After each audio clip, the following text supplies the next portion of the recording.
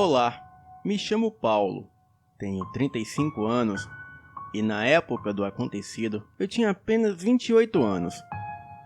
E este relato que vou contar ocorreu em uma pequena cidade de Minas Gerais. Em novembro de 2013, eu estava passando por umas situações bem complicadas que me estressavam muito. E por este motivo, eu resolvi passar um tempo na casa da minha tia, no estado de Minas Gerais. E quando cheguei na casa dela, eu fui recebido pela minha prima com uma festinha para me animar. Ela preparou uns aperitivos, algumas bebidas e chamou uns amigos para que eu os conhecesse. E foi muito bom essa surpresa de conhecer os seus amigos. Nesta noite, eu conheci o Aidan. Ele era loiro, alto, atlético, com músculos definidos, olhos de um castanho-mel e um sorriso encantador. Conversamos muito e tínhamos vários gostos em comum: livros, filmes, séries, músicas, cantores, atores, etc. Bem, ele foi bem cordial, amável e compreensível em entender o que estava se passando comigo naquela época. Ele me convidou para dar uma volta e me mostrar a cidade. Bem, eu aceitei e saímos. Fomos com algumas pessoas que estavam nessa festinha.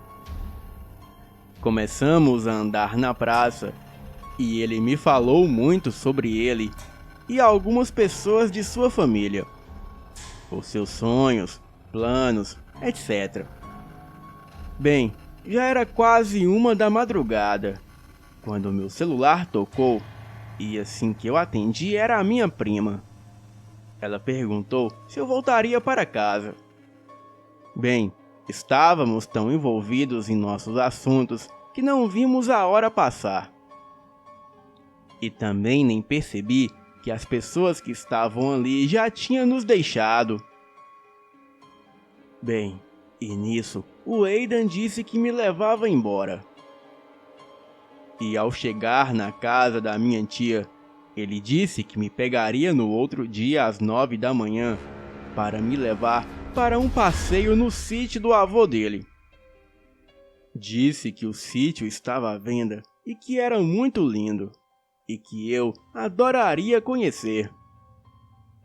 Bem, eu entrei, tomei banho e quando deitei, a minha prima me perguntou se eu estava bem e eu disse que sim. E falei para ela que o Aidan viria me buscar para passar o dia com ele, conhecendo o sítio do avô e passeando pela cidade. Bem, dormimos e às 9 da manhã ele buzinou no meu portão e assim partimos para o sítio. Chegando lá, fomos andar a cavalo e fomos até uma cachoeira. E lá eu conheci uns amigos e primo do Aidan. E alguns até foram receptivos. E outros me olhavam com desprezo e indiferença. Um dos que foram rude chamou o Aidan e foram mais distante. Mas dava para perceber que no fundo era uma discussão. Então, depois de um tempo, ele voltou e disse que iríamos embora. E falou que independente do que eu escutasse, eu não desse importância. Bem, então saímos com os cavalos. E no caminho, eu me senti um pouco mal com aquela situação. E ele me disse para que eu não ficasse assim, que não era nada pessoal. Quando chegamos no sítio e ele tirou as selas dos cavalos, fomos lavar as mãos e eu estava encostada na parede. Ele me beijou e ali mesmo ficamos. Bem, foi uma tarde bem extravasante para ambos. Eu não esperava e nem tinha passado pela minha cabeça que algo pudesse rolar entre nós dois. Bem, ficamos juntos todos os dias E no dia 16 de dezembro, ele veio até a casa da minha tia às 7 horas da manhã, com uma expressão de tristeza. Ele me abraçou e disse que eu não o questionasse. E também não tentasse entender o que se passava. E disse apenas que eu fosse compreensível. E assim, ele me deixou um bilhete, virou as costas e foi embora. Ele havia deixado comigo uma pequena caixa de sapato e lá dentro havia uma carta. Sem entender o que foi aquilo, eu entrei para dentro de casa. Fui até o meu quarto, sentei na cama e abri a carta. Bem, contarei aqui o que estava escrito na carta. Nunca duvide dos meus sentimentos e do que te pedirei. Eu vou para a fazenda do meu avô a 3 cidades daqui, e eu volto daqui a 9 dias. E caso eu não volte nesse período, apenas te peço que arrume as suas coisas e volte com segurança para a sua cidade. Dentro da caixa há uma grande soma de dinheiro. Um cartão de um grande amigo que te levará em segurança até a sua casa. Bem, não confie em ninguém. E peça à sua tia e à sua prima que não dê informações ao nosso respeito a ninguém. E quando tudo estiver seguro, eu vou te procurar. Confie em mim. Te amo. Aidan. Abri a caixa e a mesma estava cheia de dinheiro. E também havia um cartão com um número de celular. E junto ao cartão havia chips novos. Bem, se passaram 7 dias e nenhuma notícia do Aidan. Nem mensagem, nem nada. Então, na manhã seguinte, eu fui visitada por 2 homens que estavam no portão da minha casa. Eles perguntavam à minha tia por mim. Eu saí e fui ver o que eles queriam. Eles vestiam-se muito bem e falavam educadamente. E ambos pareciam advogados. Eles disseram que o Sr. Aidan tinha sofrido um acidente e estava gravemente ferido. E que entre delírios e desmaios, e em momentos de lucidez, ele chamava pelo meu nome. E assim pediu para que aqueles 2 homens viessem me buscar. Porém, numa fração de segundos, eu recordei da carta, que a mesma dizia para não confiar em ninguém. Bem, eu disse para os homens que eu já estava arrumando as minhas coisas e que encontraria um dos primos para que me levasse, e que eu mesmo estava chegando em breve. Eles disseram calmamente que poderiam me levar sem problemas, fazendo assim o gosto do Sr. Aidan. Então, mais uma vez, eu os dispensei. Eles se despediram, entraram no carro e foram embora. E assim que eu entrei, eu arrumei as minhas coisas e mais uma vez eu pedi sigilo total das minhas parentes. Peguei o cartão que estava na caixa, disquei o número que ali estava, e assim, a voz que atendeu do outro lado disse que me pegaria às 13 horas. E no horário combinado, estava um carro preto de vidros escuros. E o homem que estava na direção se chamava Luiz Henrique.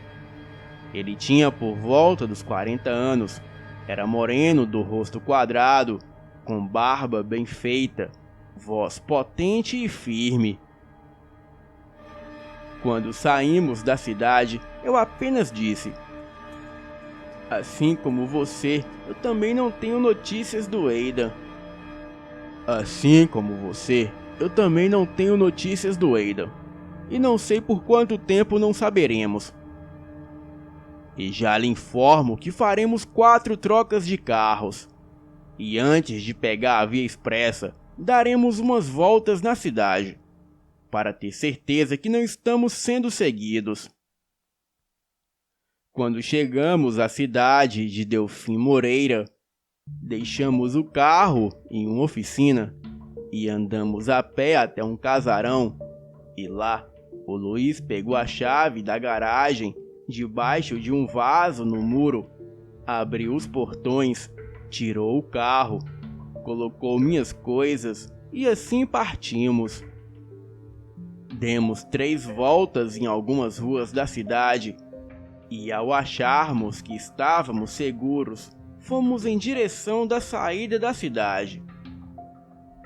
E depois de 5 minutos, 2 carros nos prenderam, um na frente e o outro atrás.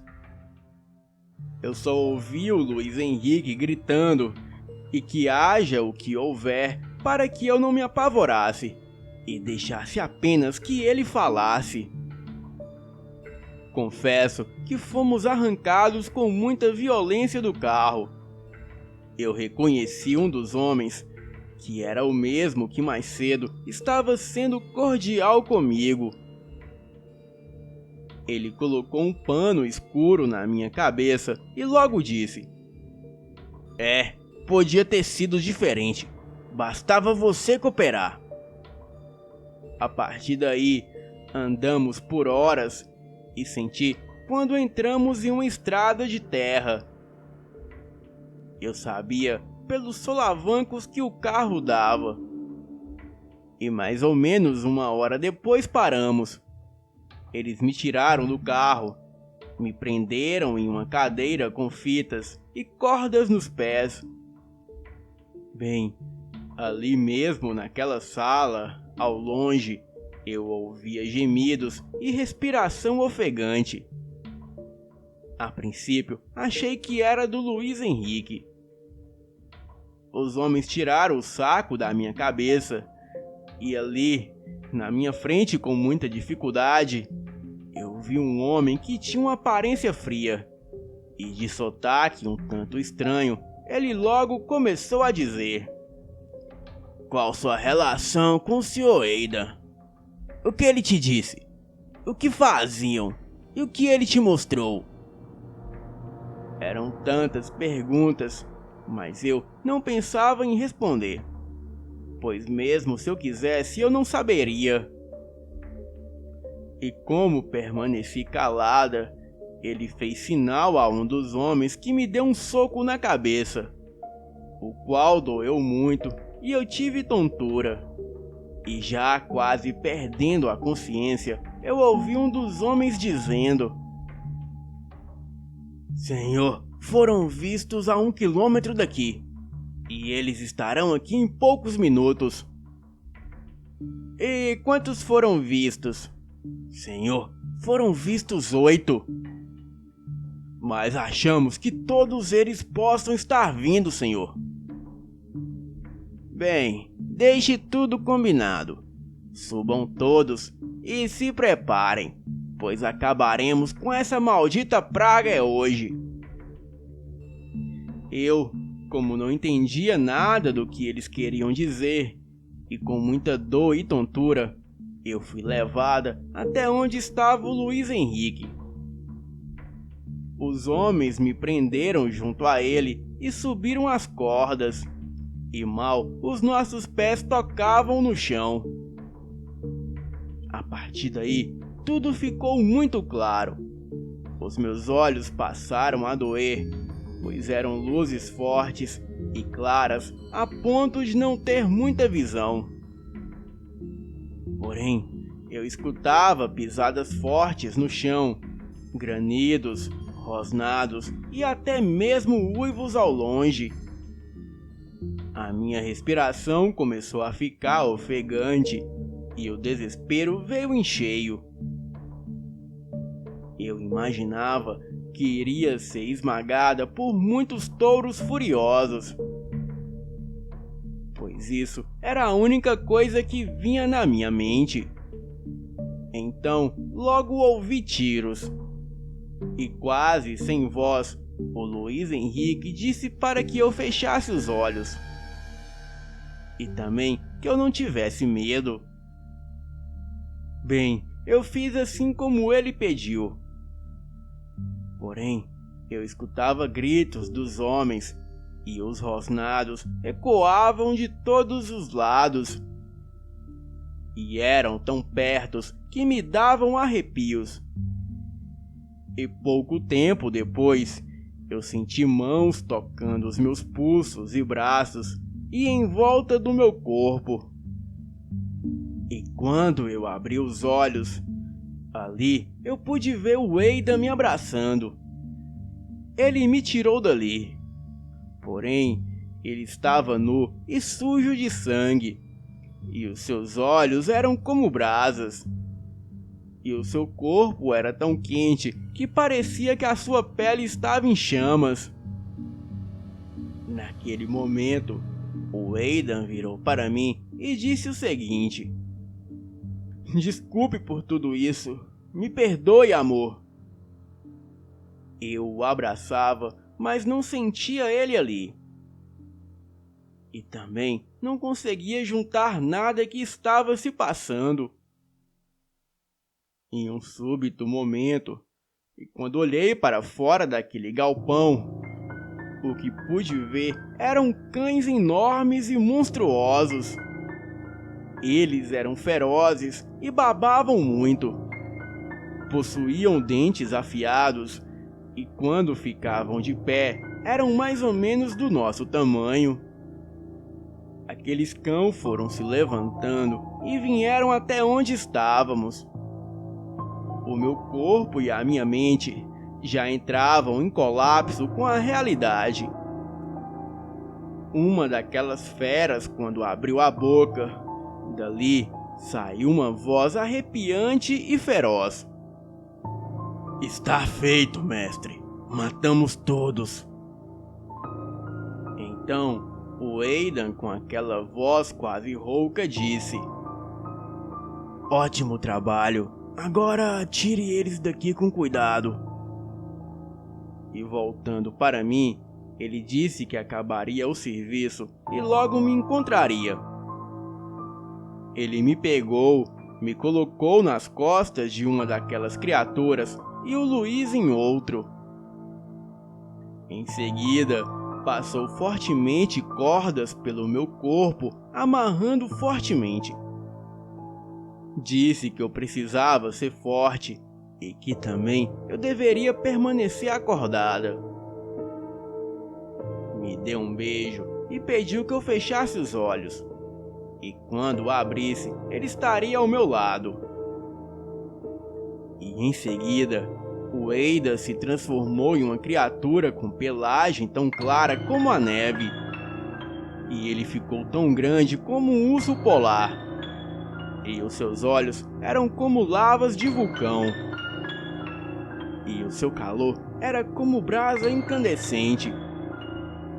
E em seguida, a criatura em que eu estava presa disse que eu me segurasse. E a velocidade que corríamos era algo surreal. A pelagem daquela fera me cobrira como um cobertor. Porém, o cheiro era insuportável. Era algo que lembrava carniça misturado com enxofre. E aquilo me dava muitas náuseas. Em seguida, a criatura pulou no rio comigo em suas costas. E eu senti o impacto da criatura na água fria. E minutos depois, eu senti o seu corpo liso e nu me ajudando a chegar até a margem do rio. E quando chegamos, eu estava exausto, como se tivesse corrido quilômetros. Naquele momento eu pude ver que o homem nu na minha frente, que outrora era a fera, ele era quem estava discutindo com o Aidan quando o encontramos na cachoeira. Em seguida, andamos por volta de 15 minutos. E um dos seus amigos carregava o Luiz Henrique nos braços. Quando chegamos no sítio do avô do Aidan, fomos ao celeiro. Breno, que era o nome do rapaz que me trouxe, ele pegou uma foice e enfiou entre duas pedras no chão. E dali saiu uma passagem secreta que era uma espécie de alçapão. Descemos aquela escada e no final havia uma porta. E assim que atravessamos, do outro lado parecia ter algo como uma casa. Ela era comum como uma casa ampla. E também era bem mobiliada com móveis rústicos. O Breno me arrumou umas roupas e disse que eu tomasse um banho. Bem, enquanto tomava um banho, a tontura me pegava e eu quase desmaiava. E assim que terminei o banho, eu troquei de roupa e deitei na confortável cama. E depois que eu dormi alguns minutos, o Aidan logo entrou pela porta. Ele se encontrava limpo e muito bem vestido. Ele me abraçou e disse que não poderia pensar que fizessem algo comigo pela imprudência dele. Também me explicou que por ter baixado a sua guarda, isso acabou acontecendo. Me contou sobre essa organização que perseguia ele. Então, eu perguntei se ele era um lobisomem. E ele disse que era um lobisomem puro de sangue, de uma longa linhagem. E que o casamento entre primos e irmãos da sua linhagem eram feito por séculos, para que assim não se perdessem a linhagem pura, e muito menos o poder que a matilha de 56 lobisomens tinham. Ele me abraçava e pedia perdão, e falava que se eu não quisesse ficar com ele, que ele entenderia. Bem, nos abraçamos e nos beijamos. E o que aconteceu ali naquele momento foi que transamos loucamente. Confesso que com o passar do tempo, eu pensei muito em ser um lobisomem. Porém, não existe essa de se transformar com arranhão ou mordida. E ambos, se acontecer com um humano, ele morreria brevemente com uma infecção sem cura. E no máximo, duraria 3 dias. Ainda assim com dores e delírios, alucinações infinitas e muito sofrimento. E para que a família dele considerasse aceitável a nossa relação, eu passei por uns rituais de família. Bem, já estamos juntos há 7 anos. E moramos neste momento no interior de São Paulo. Mas nesses 7 anos já nos mudamos muito. Bem, não temos muitos amigos e somos ligados à família dele. Pois eu abri mão da minha família para que os mesmos se mantessem em segurança. Bem, antes que se perguntem, o Aidan e a sua matilha mataram todos os homens daquela noite. Os mesmos homens que me levaram à força para aquele galpão. Esses homens são chamados pela matilha do Aidan de raça ruim. E eles não são do governo, mas são pareados. E o objetivo deles são apagar qualquer evidência não humana. E também o que eles acham ser de risco para a população. O que posso dizer aqui é que algumas espécies de lobisomens são presas para estudo. E alguns até acreditam que se a fera morder ou arranhar uma pessoa, a mesma passa a se transformar. Porém, isso não acontece. Bem, há 3 modos de ser um lobisomem. 1. você tem que ser puro de sangue. O segundo modo é que você também pode ser um lobisomem meio sangue. E o terceiro modo é por magia negra. Porém, neste último, é preciso vender a alma para o demônio. Bem, essa é a minha história. Boa noite.